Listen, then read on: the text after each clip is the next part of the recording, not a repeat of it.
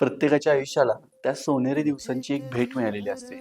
ते सोनेरी दिवस कोणते? तर कॉलेजवरून आलाय, तुम्ही तुमच्या रूमवरती आलाय. रूमवरती आल्यानंतर हळू-हळू तुमचे सगळे रूममेट त्यांच्या कॉलेजवरून रूमवरती येतात. मग तुमचे काहीतरी किस्से, गप्पा-गोष्टी चालू होतात. मग तुम्ही उठता, मेसला जाता, जेवण करून येता. भूक नसेल तरी त्यांच्यासोबत जाता. भूक नसेल तरी तिथं बसता. कधी गप्पांच्या नादात 1, 2, 3 चपाती खाऊन जाता कळतही नाही. येताना परत रस्त्यावरती तुमचीच हुल्लडबाजी चाललेली असते.